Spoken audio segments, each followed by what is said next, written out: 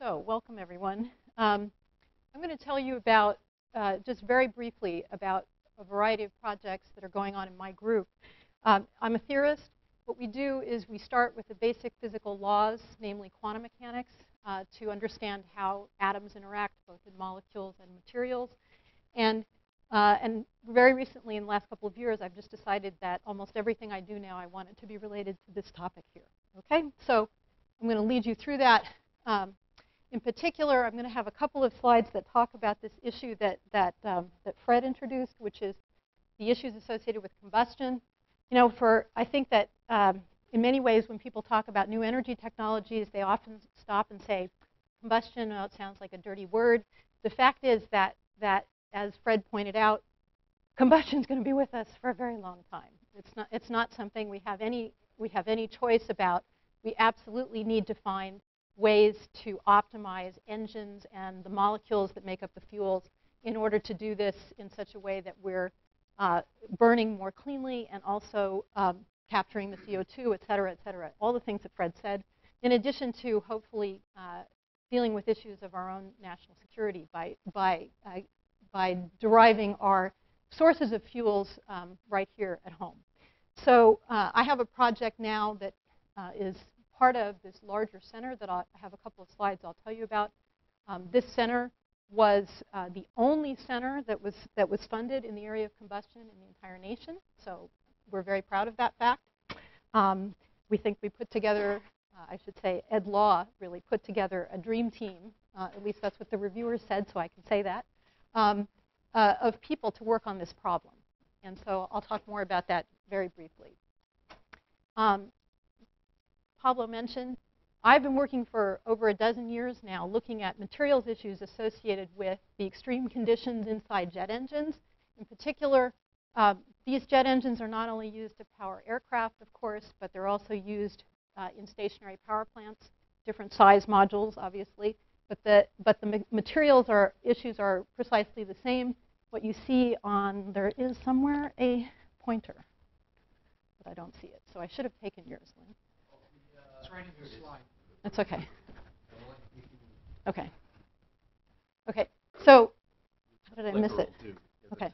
Oh, I see. No, it's all right. Anyway, so what we've been doing is to try to understand the issues associated with how you protect these metal jet engine blades that operate actually at temperatures above their melting point.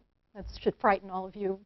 You all take airplane trips, right? And these things are subject to the flame temperatures in these engines actually are above the melting point of the metal alloy that's used for these jet engine blades. How does that work? It works because they're protected by a ceramic coating, a very, very interesting ceramic coating. And we have been involved in multi-layer ceramic coating. We've been involved in understanding how to improve that coating so that one can operate at even higher temperatures and improve the fuel efficiency or improve thrust if that's your goal. For flying. Okay. Another area that was recently funded, we've done a little bit of work related to this. This is a very nice picture of the experimental fusion reactor that is going up in Europe that the Princeton Plasma Physics Lab has been involved in. They inspired me to start thinking about some of the materials issues associated with containing the fusion plasma. There are really important issues, as you can imagine. The temperatures get very high. There are neutron fluxes that come out of the fusion plasma, such that we need to understand, and there's also the particular issue they're worried about that they asked me to think about has to do with tritium, which is a hydrogen isotope, getting into the metal that faces the plasma. So I'll talk about that very briefly. Another area that I won't talk about at all, I'll give you an example of what we do in this area and in this area, and the rest of it I'm not going to talk much about in the limited time available. But if you're interested, we can talk about it separately. Wally Soballejo, I stole this picture from him. He works on lightweight vehicles. I also work on lightweight vehicles. We're interested in developing metal alloys, aluminum and magnesium alloys that can be used for lightweight cars, for any vehicle you like, ships, airplanes, cars, et cetera. Obviously, that will improve their fuel efficiency. Another Energy Frontier Research Center that was just funded by the Department of Energy that I'm involved in, and also my colleague Miko Hataja is involved in, is looking at new materials for solid oxide fuel cells. The internal combustion engine is an incredibly efficient way of processing fuel. But another way that it has tremendous promise for generating electricity is by taking fuels and actually running them through a cell like this that actually has the potential to be able to use dirty fuels even without problems. And so this is another mechanism for generating electricity, either from hydrogen or from hydrocarbons.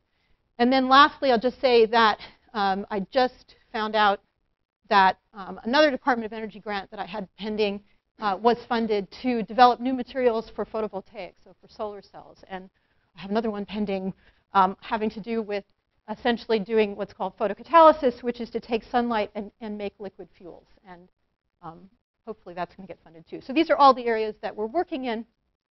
And now I'll just spend a minute telling you, this slide is from one of my now collaborators, because he is part of the Energy Frontier Research Center, Bill Green at MIT, put together this slide to just point out things that I don't even need to discuss in detail because Fred did such a good job already. But the point is we have to start thinking about a whole bunch of new fuels that are going to be coming online and how they operate, both understanding how to optimize their combustion chemistry and the fluid dynamics involved in the mixing of the chemistry and the thermodynamics with the fluid, with the gas, and how to then take that information to understand how to design new engines. There are a lot of new engine technologies that are being considered. They all have quite different regimes in terms of pressure and temperature that one needs to think about. And so this was the motivation, really, to go to the Department of Energy, Basic Energy Sciences, and say, we want to put together a team that goes all the way from molecules, which is where I live, all the way up to engines, to be able to optimize fuels and engines for clean combustion. And so that's what this is my little bit here, from molecules to engines. We have, so I should say the Department of Energy put out a call for proposals. They received 261 proposals. They funded 46 proposals. We're the only one funded on combustion. And Ed Law, who unfortunately is not here, he's the director. He suckered me into being the co-director. And we don't yet know who the associate director will be. There are 15 people involved, including Fred and Yiguang Zhu, who's listed here. Yiguang's on the steering committee. Bill Green, I already introduced. There's people here from Sandia Combustion Research Facility, which is out in California, who are experts, and then also experts from other universities, as well as also someone from Argonne National Labs. And the idea is that all of us together are going to cover these areas of expertise, both theory and experiment, chemistry, flames in terms of the fluid dynamics, and also engine design. And so this is really nascent. The money is not here yet. Okay, so we're just starting to think about how to put this together, and we're all very excited about it. So, do I have a minute or not? Am I done? Should I be done? Okay, I'll just do this one slide then.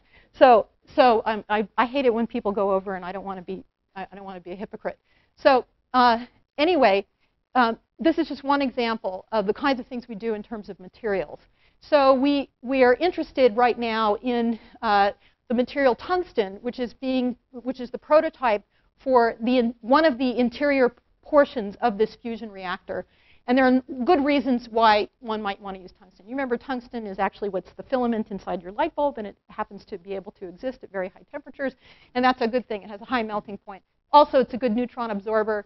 And the question that Princeton Plasma Physics Lab posed to me was, how easily does it incorporate hydrogen or its isotopes? Because it's going to get bombarded with those materials, and we're very concerned about that, because hydrogen in metals often causes problems. Okay, it's an actor in corrosion, and so we've actually looked at this now, and we haven't actually looked at the problem of a neutron hitting metals, but we know that when neutrons hit metals, they knock atoms out of place. They form vacancies. Missing atoms are there. That's what this is supposed to mean. And it turns out that hydrogen loves those vacancies. They just go straight to the vacancies, and they live, many of them, live. That should have been an atom right there, and hydrogen, up to 6 hydrogen atoms can collect around those vacancies.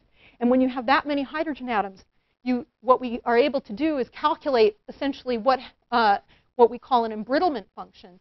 When you gather that much hydrogen together, it essentially makes the material crack and blister.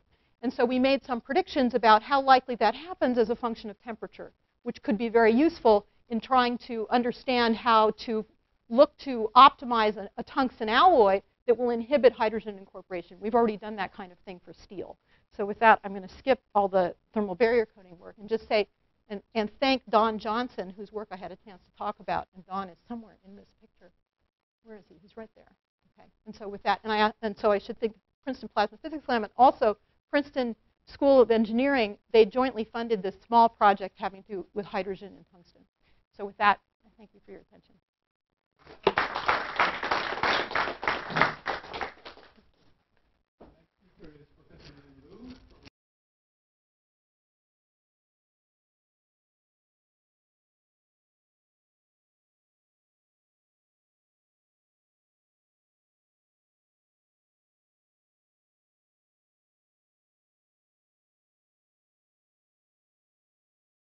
I'm really speaking not just for myself, but for Professor Ju, who's in the back of the audience here, and Professor Law, and Professor Sokolow, all of whom are part of the Thermal Sciences group in Mechanical and Aerospace Engineering. Let's see if I can. I want to emphasize the issue that we're most interested in is the idea of trying to reduce carbon emissions in net cycle over the next period of time.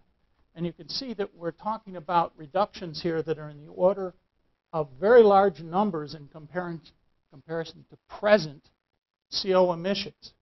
In particular, the issue of transport and carbon emissions from transportation systems are thought to be one of the most difficult areas to deal with. And it's partly because of the size of the amount of energy that's being fluxed through the transportation system, as well as its source, which is principally petroleum. As such, we have to worry about backward compatibility for very large amounts of capital investment in terms of transportation systems, and also forward design issues. As we look at those issues, we can see that we want to keep some compatibility with the existing processing issues of petroleum. And what I want to emphasize is 2 points here. One is as we go from Saudi Arabian petroleum to the kinds of things we'll be using for petroleum in the future, the amount of energy processing requirement becomes very severe, principally because of hydrogen content in these fuels and the hydrogen upgrading necessary to shift the amount of hydrogen in the system towards what we want to use in real systems. This introduces a whole series of areas for producing hydrogen that are very important, but I think everyone now agrees that biomass is going to be a key to addressing these climate issues. The difficulty is that if we look at all of the renewable resources, including biomass, those numbers do not compare well with the total amount of energy production that we really require.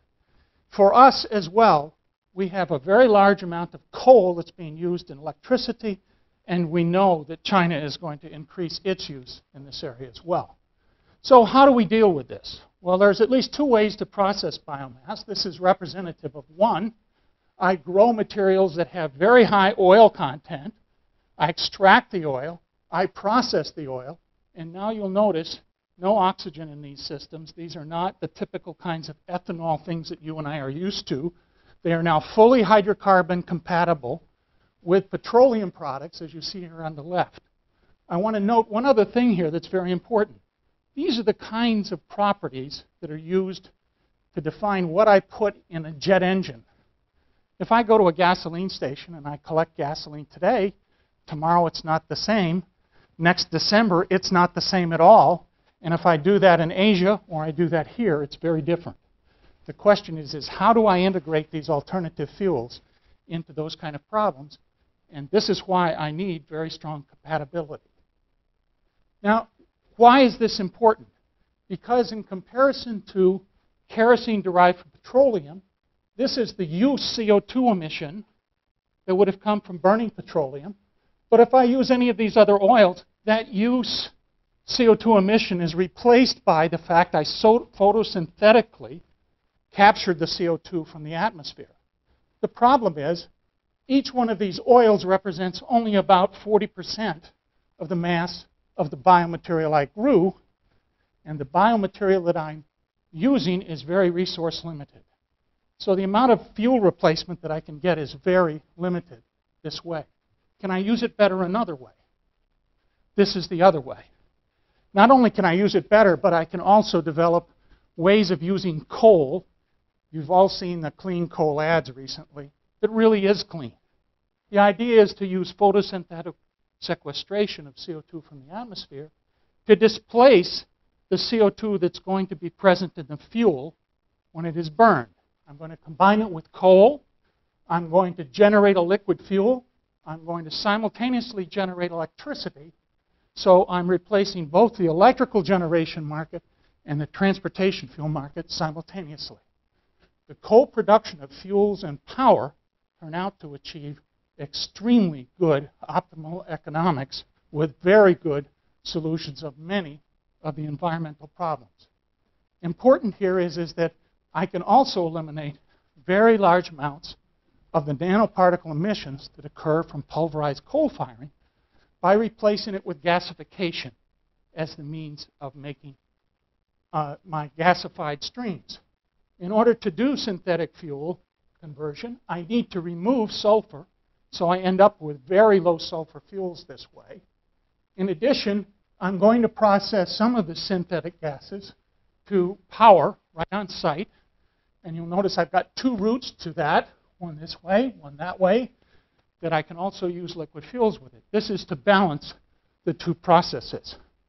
So oxygen firing of such a gasification system also produces a CO2 stream, which is very pure in its process, can be dried easily, can be compressed, and can be carbon sequestered and stored.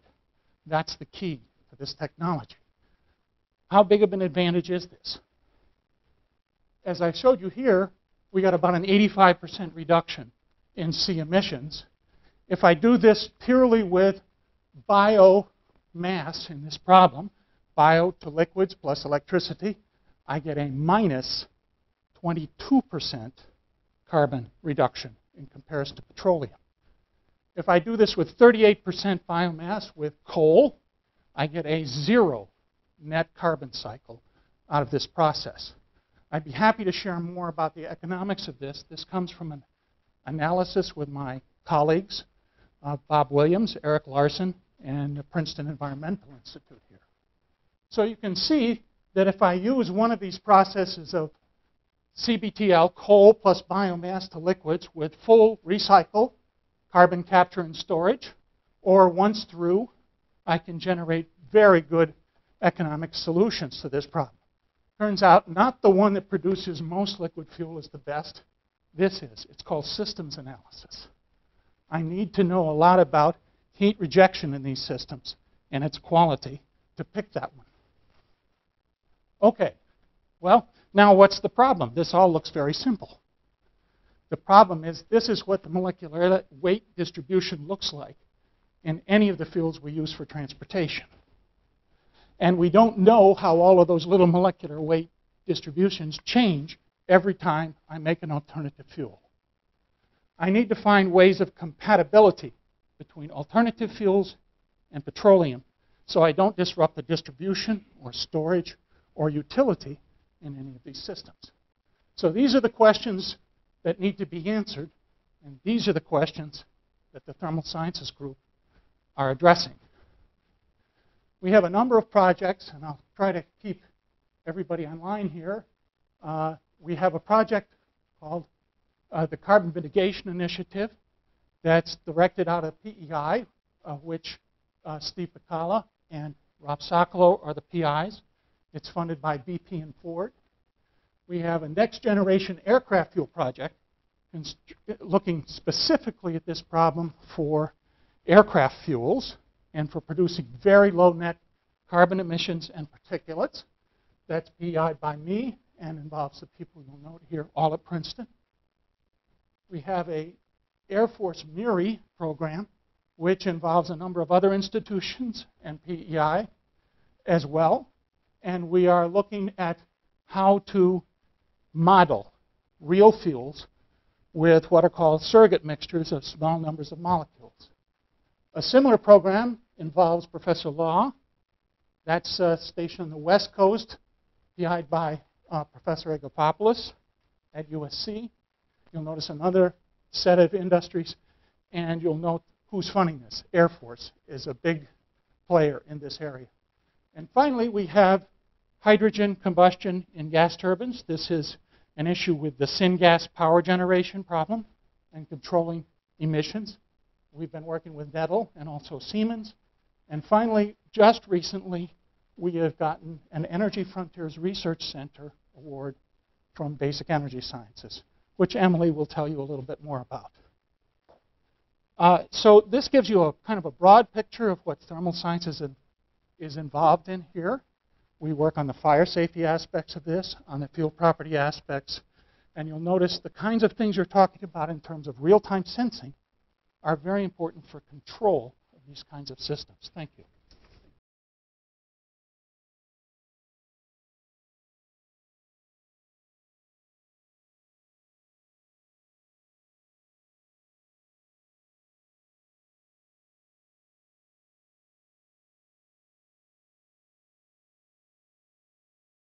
As Pablo mentioned, I'm entrepreneur in residence here. One of my functions is to meet with faculty and students about ideas for starting new companies or spinning off technologies. And I've enjoyed that part of my being here.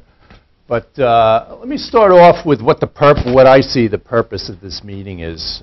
First of all, does this make sense? Now to me it makes a lot of sense, but I'd rather hear that from you than my own thoughts.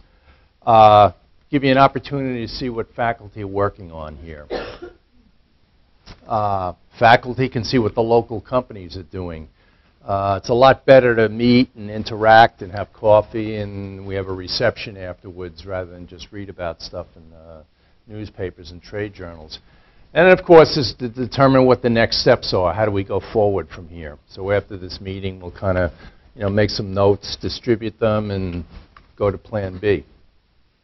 A little bit of history. Princeton's had a number of really successful industrial academic interactions. And I just put 3 of them up here, but there are many more. These are the ones I've been involved with. About 20 years ago, there was a POEM, Center for Photonics and Optoelectronic Materials. Jim Sturm was heavily involved in creating that. PRISM, that sort of morphed into Princeton, which combined materials with the optoelectronics. And then finally, most recently, we have MIRTH with Prof. Claire Gamakel, and I'm not going to steal her thunder. I'll let her tell you about it, but that's also been a very successful industrial interaction.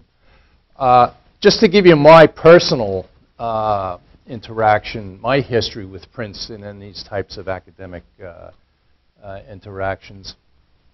I've had 2 startup companies, one Epitax in 1984, and the second one is called Sensors Unlimited. Epitax was more fiber optics, Sensors Unlimited was fiber optics, and also infrared imaging. I got involved with Steve Forrest, who was on the faculty. He joined in 1992. About the same time, Marshall Cohen and I started Sensors Unlimited. And it was really a synergistic thing. And POEM, which was then the Industrial Affiliates Center, really provided the nucleus for us to interact. Steve was coming in. He needed to set up his equipment, get his students going. We were starting a company. We had engineers, but we didn't have a lot of equipment and facilities. So via joint R&D programs, we were able to share these things, and both really benefited from them. Lots of student jobs, not only summer jobs. I think at Census we probably hired maybe close to 10 Princeton graduates. We licensed patents. It was just a really nice interaction. Between these 2 companies, net, There was over $1 billion in sale. Over 1,000 jobs were created. And one of the best part is we were able to pay back over $100 million to the government in the form of corporate and payroll taxes. So it was really a win-win-win for everybody. And I give a lot of the credit for both of these companies to the centers that existed at Princeton University. So what I'm trying to do is to tell you it's really worked for me, and it can work for you too by getting involved with the university. As I said, it's been a great deal for everybody. Again, the Mirth Center, I'm going to let Prof. Gamakal tell you more about that. But they've attracted companies from all over the United States that participate in it. In fact, I was down at a trade show called Clio last week in Baltimore, and I see they had their own booth at a trade show. So, it's really been an active organization and really gets out and interacts with the world. Now, if I was an industrial member, if I hadn't been involved in these things, I might say, well, how can a university help me? And, just a couple, I think you're going to find out by listening to these talks. But I think one of the best ways is by joint funding programs. My companies have used the SBIR system, Small Business Innovation Research. It's a funding system the government has for small businesses. But now with the stimulus program, there's a lot of other things going on with the Department of Energy, most recently these ARPA-E programs, but there are going to be more as the stimulus stuff evolves. And many, many of these programs either encourage or require companies to interact, to have universities on their programs, and vice versa, for universities to go out and find industrial participation. So I think the stimulus program is, just one of many ways that this can interact. At first glance, nanotechnologies and lasers, what does that have to do with me? Well, that may sound a little foreign to you or a little bit up in the clouds, but when you get into pollution monitoring and gas sensing, then it's not so far removed, because I think a lot of you deal with things like that. Let's turn it around. How can companies help universities? Just make them aware of the problems you have. An outlet for technology. There's a lot of great technology here, and if you get to talk to the people, this is how you'll find out. I can tell you from my own experience, Princeton's very easy to work with.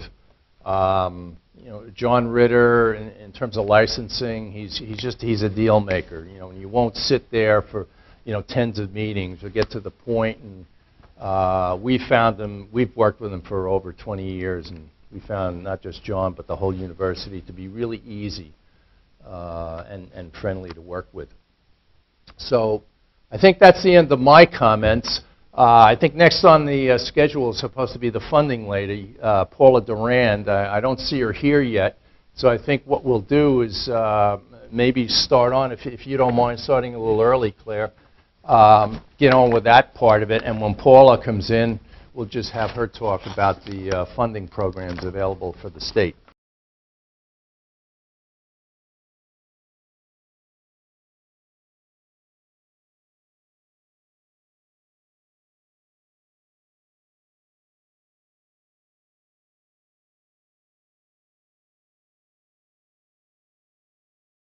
Okay.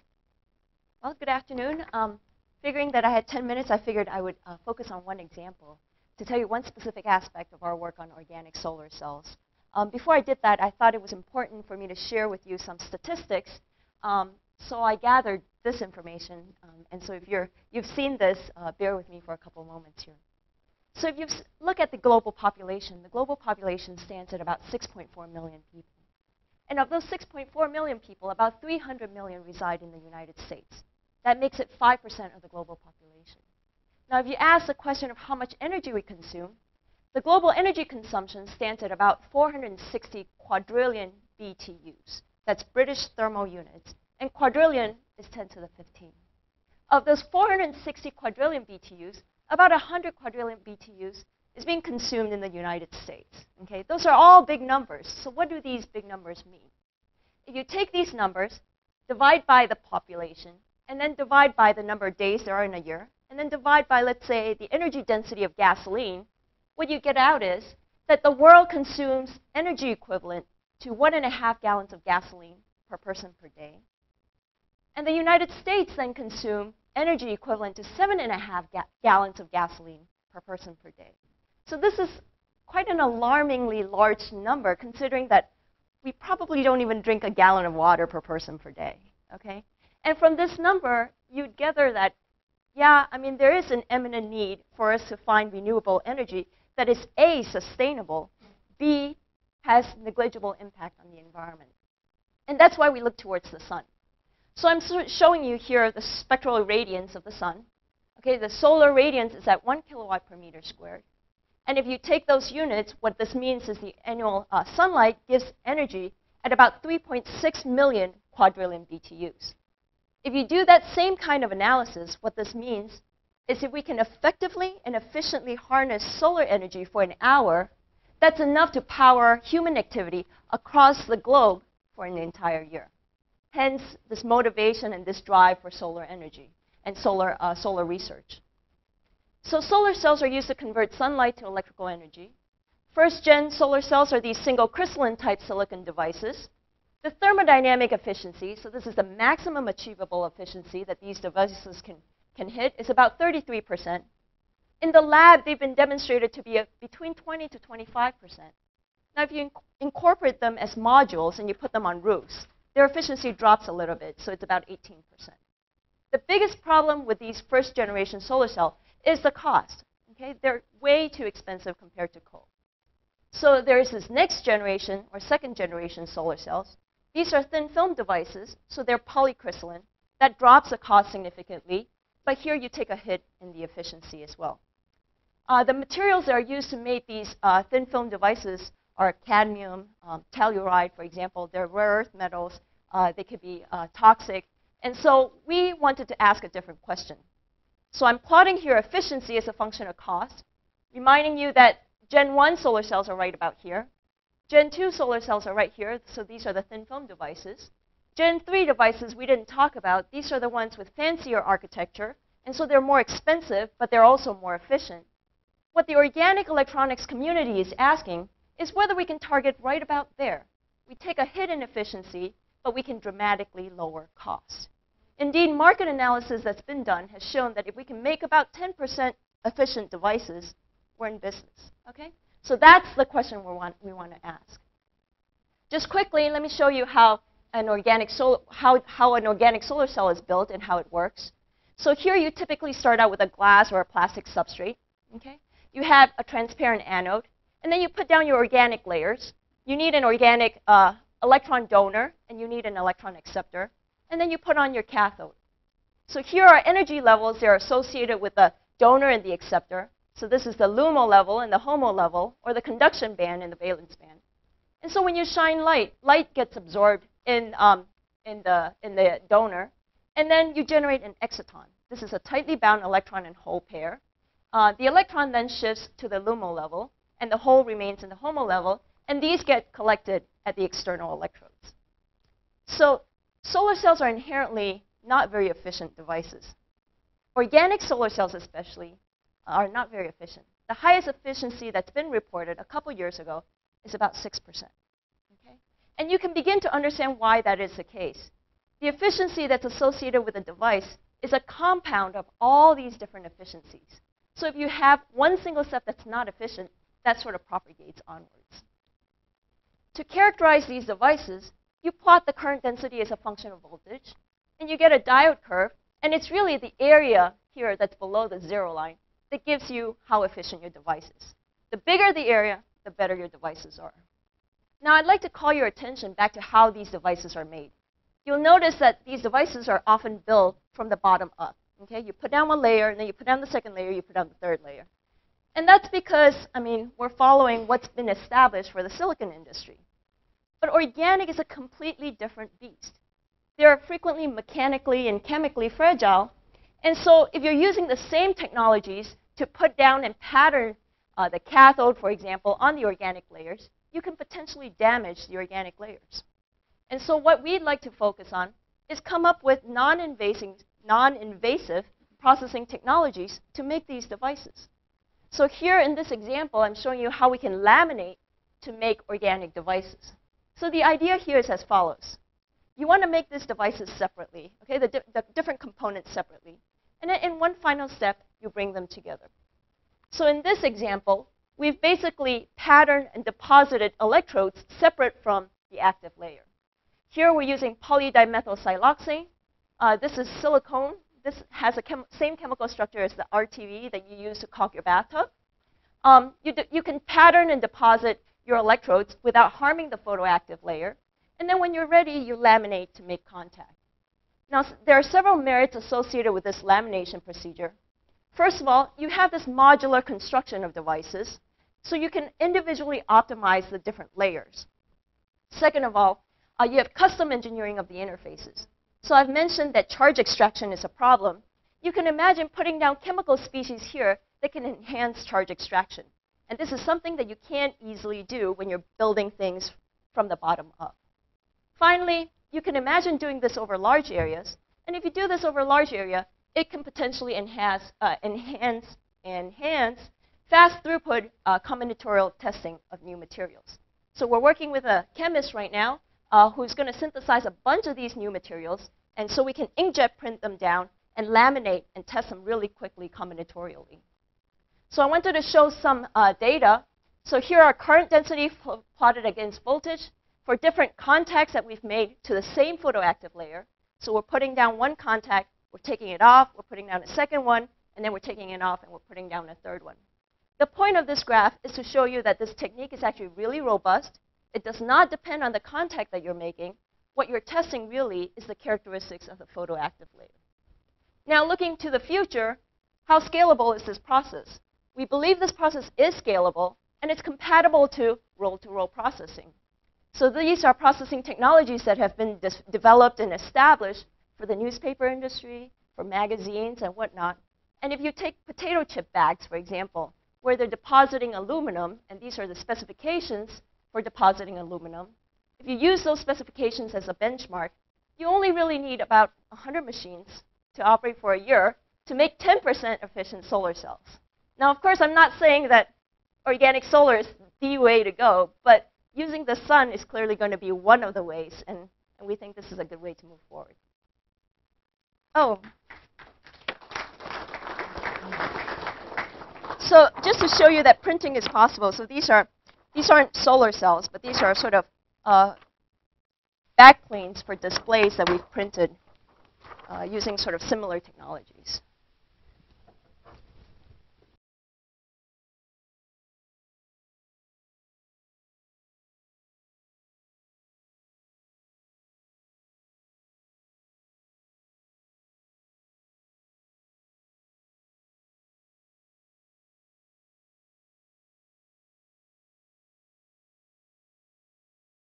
So I'd like to spend the next few minutes telling you a little bit about the Andlinger Center and some of the logistics about this meeting.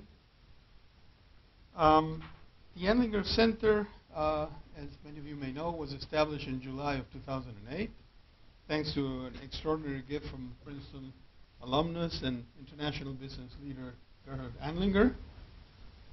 The center has 3 core areas of research. So we would like the center to support a vibrant research and teaching program with a focus on 3 things: developing new alternative energy sources, improving the efficiency of devices that consume and generate energy today, and inventing and improving carbon capture and storage techniques that will enhance our ability to reduce the amount of CO2 entering the atmosphere. So these are 3 broad themes. The center aims at pursuing these studies closely with scientists and policy analysts across the university. And this is very important, with an eye towards translating fundamental knowledge into practical solutions. This is built into the core mission of the center. We envision the center to be located in what we call a neighborhood, energy and environment neighborhood, which will comprise the E-wing of the engineering school, Bowen Hall, which is where the Prism Center stands, and the Carfield Center, which will move across the street, whereas we intend to have a very nice conference center in that location associated with the Anlinger Center. And there will be, very importantly, a state-of-the-art facility. A major theme will be, within the center, will be to bring together the finest minds in energy and environmental science with those who work on new materials. This was a strategic choice that Princeton made to capitalize on an existing strength. For example, to develop flexible solar panels or to develop heat resistance coatings that will enable power plants to operate more efficiently. And you're going to hear about both of these themes today.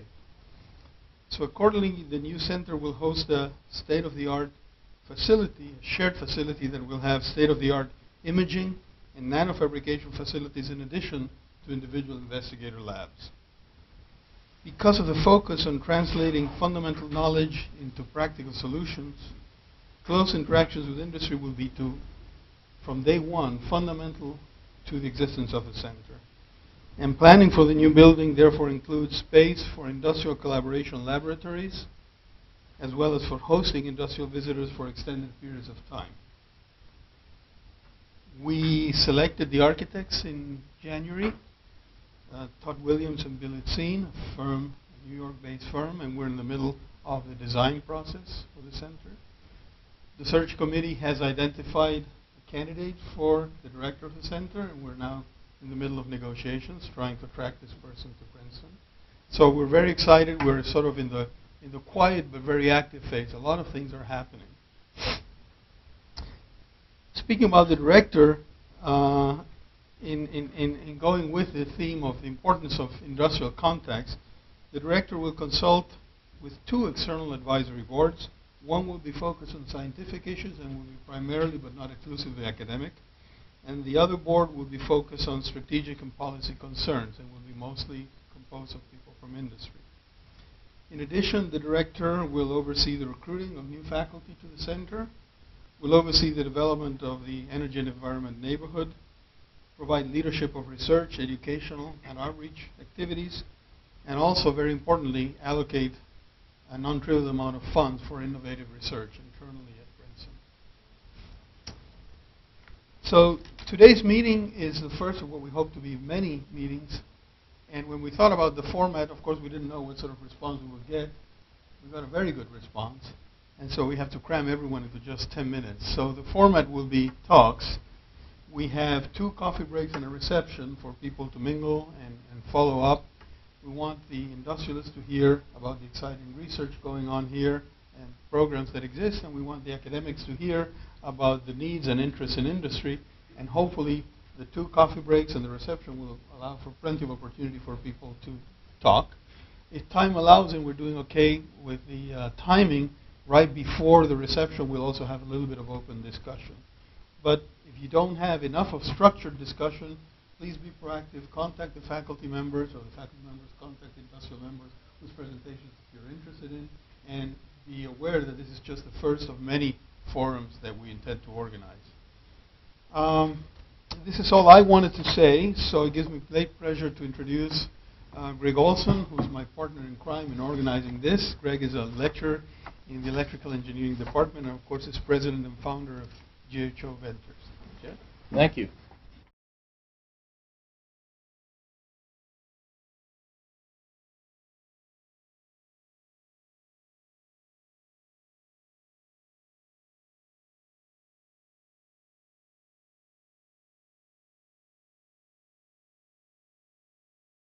I can use this. It's all right. It's okay. This is fine. This is fine. All right. As Greg said, I'm a senior venture officer with the New Jersey Economic Development Authority. I specialize in clean technology on the technology and life sciences team. We have a couple of people specializing in certain other areas, and since I came on board about 2 years ago, this was my specialty, and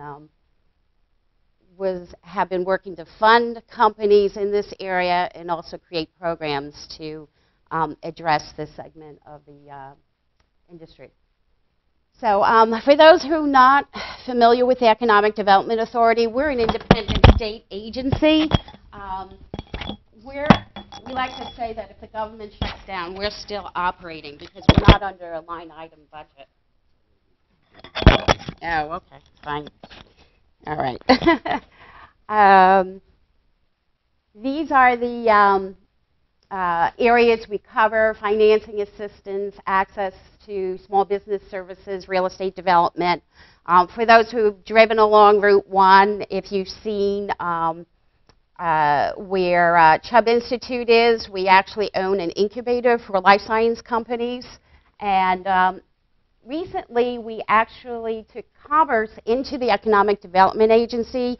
And so we have an international trade area, which is interesting because before where I was or have been focusing on New Jersey companies and attracting companies outside New Jersey to the state, I'm actually now meeting with a lot of international companies who are really interested in moving to New Jersey or investing in companies in New Jersey.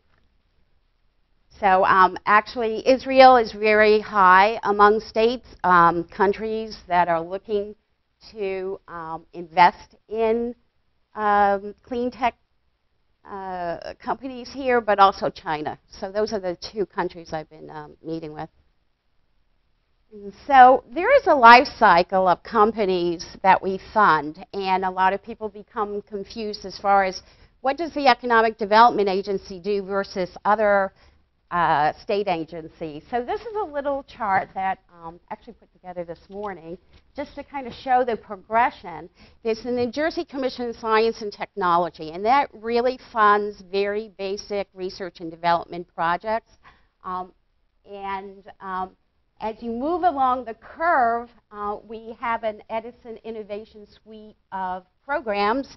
Those are the programs that I represent. And the reason why we have a specialized team is our partners are primarily the venture capital firms, the angel investors, there's equity funds. And so these are the companies that are startups primarily.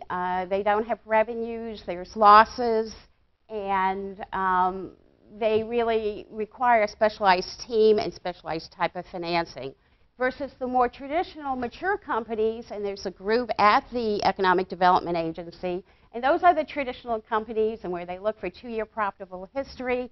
You can imagine that those are the companies that really partner with our commercial banks.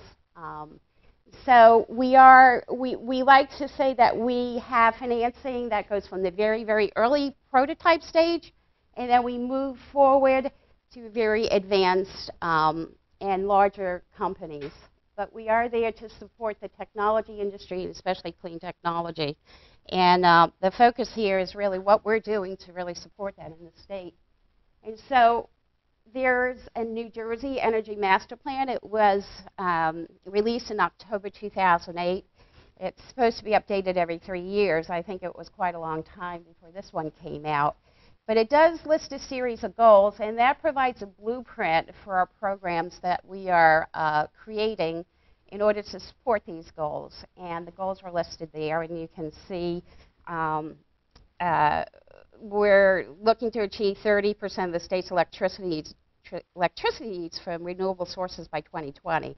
And in order to do that, we have to really be much more aggressive in rolling out programs to really service this community, and that's what we're doing now.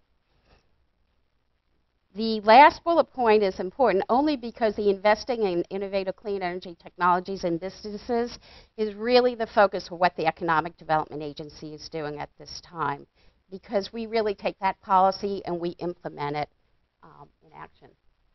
And so, as you can see, these are some of the goals of the Energy Master Plan and how it affects the Economic Development Agency, because our role is really to expand the current suite of programs that when I looked at it 2 years ago when I came in, and I thought this really doesn't address the needs of the clean tech community, because the maximum that any one clean tech company could get would be $1 million.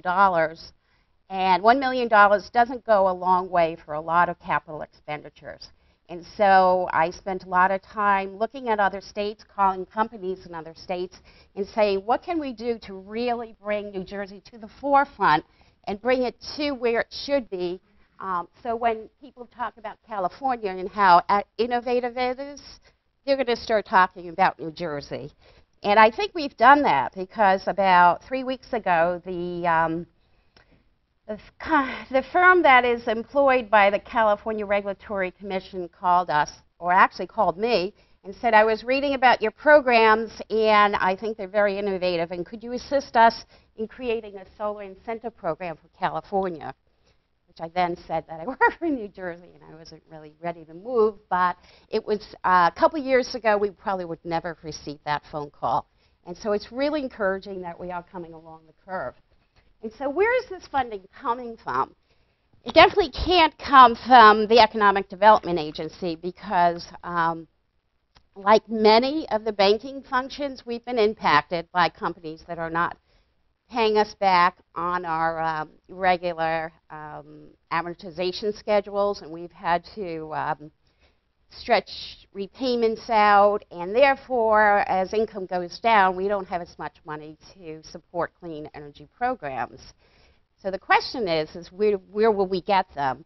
The first program that's actually out there, the Clean Energy Manufacturing Fund program to support renewable energy manufacturers, is coming from the BPUs, the Board of Public Utilities, our regulator in the state, the Clean Energy Program Fund, and that's from the societal benefit charge that everyone pays into the local utilities. It then is funded into the Board of Public Utilities, and it's used to create energy efficiency and renewable energy programs. It's from that pot of funds that I created the Clean Energy Manufacturing Fund. But we have a couple of other pools that have come in. From the Regional Greenhouse Gas Initiative, which is the cooperative state effort that New Jersey is part of to cap our greenhouse gas emissions.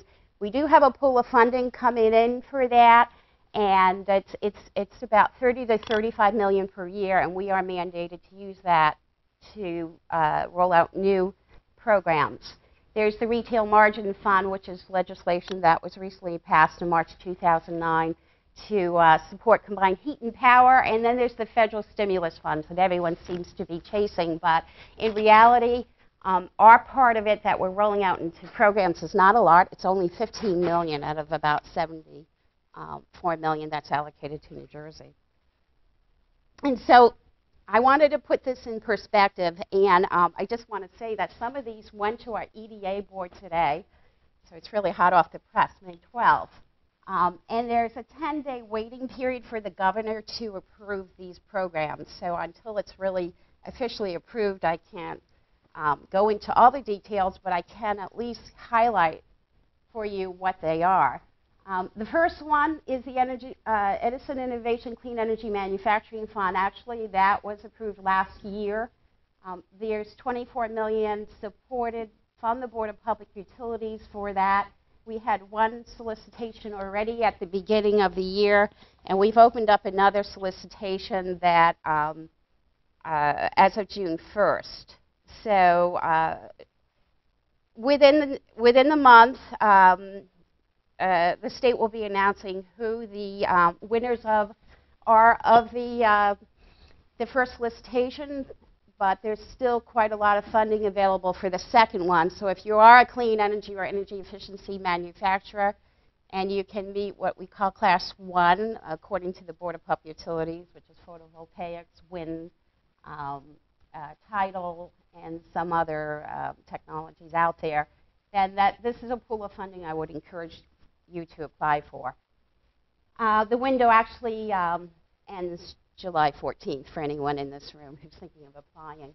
The second one is, it's called Clean Energy Solutions Capital Investment Loan Grant Program. I'm not sure why everyone has to come up with these long names, because I think it's just a tongue twister, really, for the fact that these are funds that are coming from the Regional Greenhouse Gas Initiative to support end-use energy efficiency projects.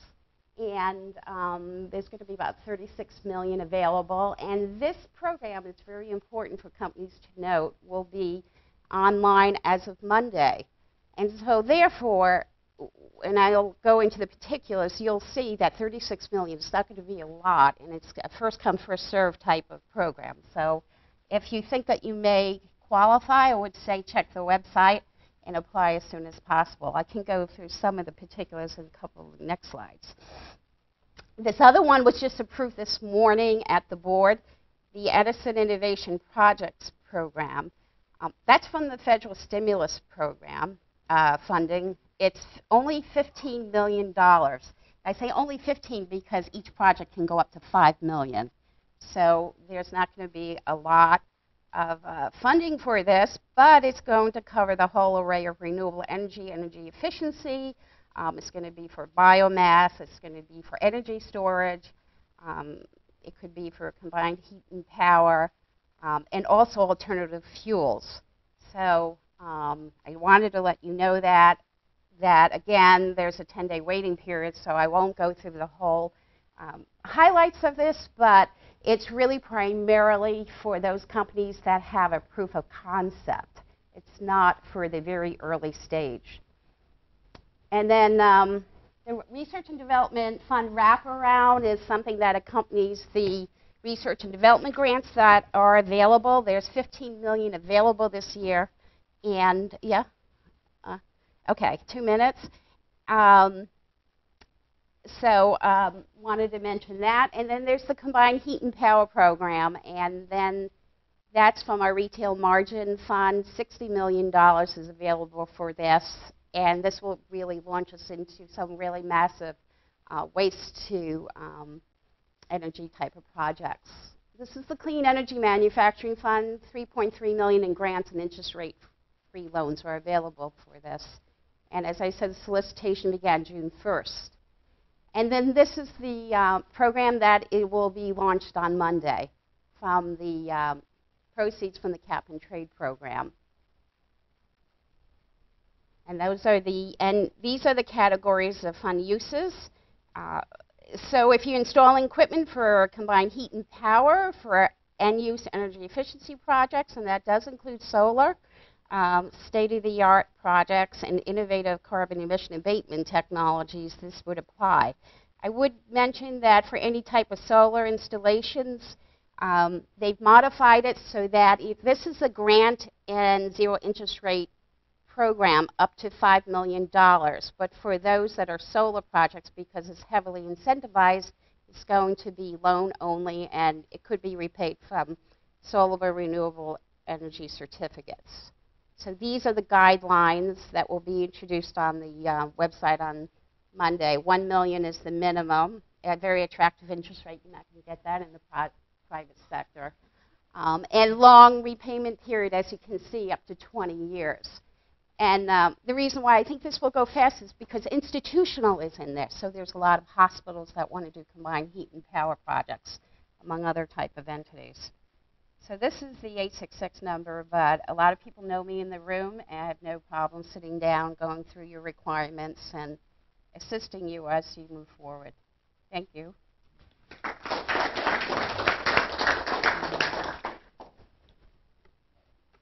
Okay, we're going to take a 10